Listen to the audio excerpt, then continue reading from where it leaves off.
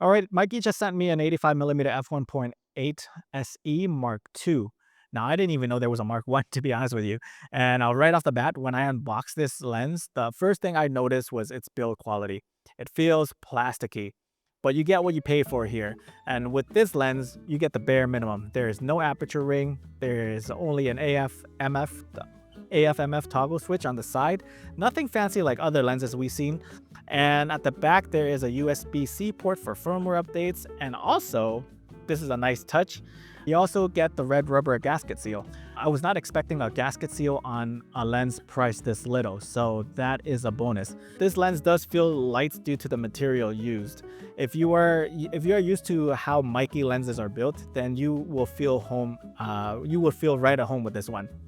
When it comes to the performance, I thought the autofocusing did well for what it is. Again, I must preface this by saying that this is like a sub $300, $200 lens, so don't expect precision like autofocusing when it comes to this lens.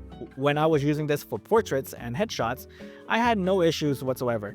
I was using this person as a test subject and she moved around a lot, and the lens and the camera were able to track her quite well, and it nailed the iris.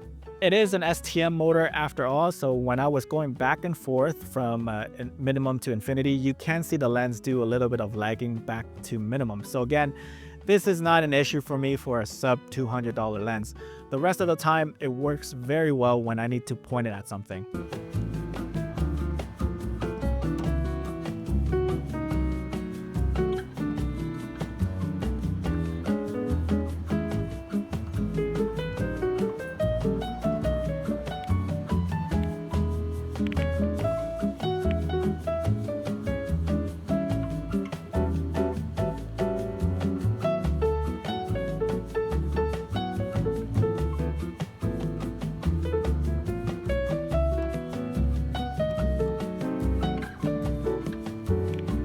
Now, when it comes to the image quality, this is where I'm kind of impressed.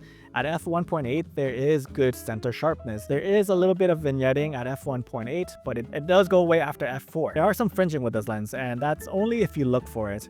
I was shooting with the 45 megapixel Nikon Z8, so I definitely found some green and purple fringing in high contrasty areas. Now, the bokeh I find to be very pleasing and very smooth. It's quite pleasant for a sub $200 lens. And once you stop it down to f4, f5.6, this is where I find that the sharpness, to perform its best across the board. Now, when it comes to close focusing distance, it's around 65 centimeters, and that's really close for an 85mm focal length.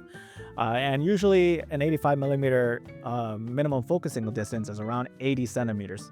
So let's talk about the price, because I think this is what is going to make people look at MEIKE at this lens. Now, I was using the Nikon Z mount version, and if you look at the other 85mm f1.8 in this lineup, you got the native lens from Nikon, the 85mm S series lens for the Z mount, and that lens is coming in at $850. This lens is coming in at $229. This is a freaking steal. So if you're someone who possibly can't afford an S series lens and you want to dabble in a mid telephoto prime lens without breaking the bank, I highly recommend you guys checking out the MEIKE 85mm f1.8 SE Mark II.